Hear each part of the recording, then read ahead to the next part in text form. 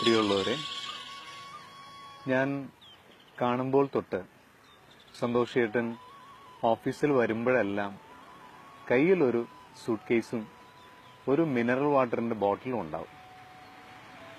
അതിന് കാരണം വർക്ക് ചെയ്യുന്നതിനിടയ്ക്ക് എപ്പോഴും കുറെ വെള്ളം കുടിക്കുന്ന ശീലമുണ്ട്.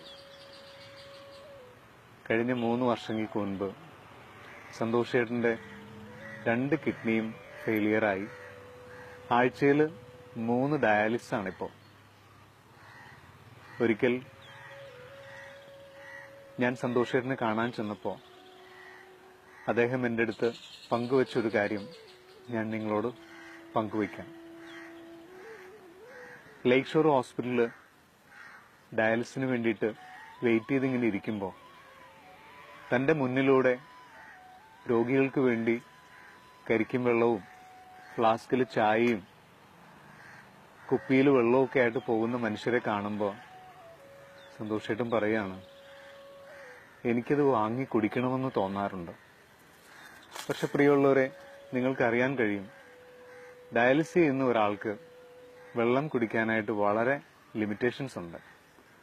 ഞാൻ കണ്ടിട്ടുണ്ട് ഷൈനി ചേച്ചി, അദ്ദേഹത്തിന്റെ ഭാര്യ, മരുന്നെടുക്കുന്ന അളവ് പാത്രത്തിൽ അളന്ന് വെള്ളം കൊടുക്കുന്നത്. പ്രിയമുള്ളവരെ, വെള്ളം കുടിക്കാൻ പോലും പരിമിതികൾ. അദ്ദേഹം എന്നോട് അന്ന് പറഞ്ഞു, ബോണി, ഒരു ഗ്ലാസ് വെള്ളം കുടിക്കണമെങ്കിൽ ദൈവത്തിന്റെ കൃപ വേണമടോ. അതെനിക്കിപ്പോഴാണ് മനസ്സിലാകുന്നത്. അന്ന് സന്തോഷന്റെ അടുത്തുനിന്ന് തിരിച്ചു പോരുമ്പോൾ ഞാൻ ഓർത്തു, ദൈവമേ, എത്ര ഗ്ലാസ് വെള്ളമാണ് ഒരു ദിവസം കുടിക്കുന്നത്, പക്ഷെ അത് നിന്റെ കൃപയാണെന്ന് ഓർക്കാൻ ഞാൻ ഒരിക്കലും ശ്രമിച്ചിട്ടില്ല. പ്രിയമുള്ളവരെ, നമ്മുടെ ജീവിതത്തിലെ ഓരോ കുഞ്ഞു കാര്യവും ദൈവത്തിന്റെ കൃപയാണ്.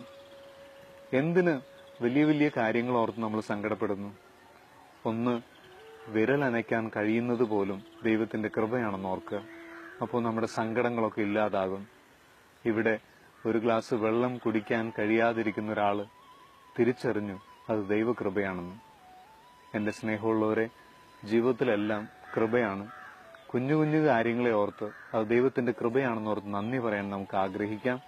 അങ്ങനെ കൃപയുടെ സന്തോഷത്തിന്റെ ഒരു ജീവിതം പ്രിയപ്പെട്ടവർക്കുണ്ടാകട്ടെ. നന്ദി.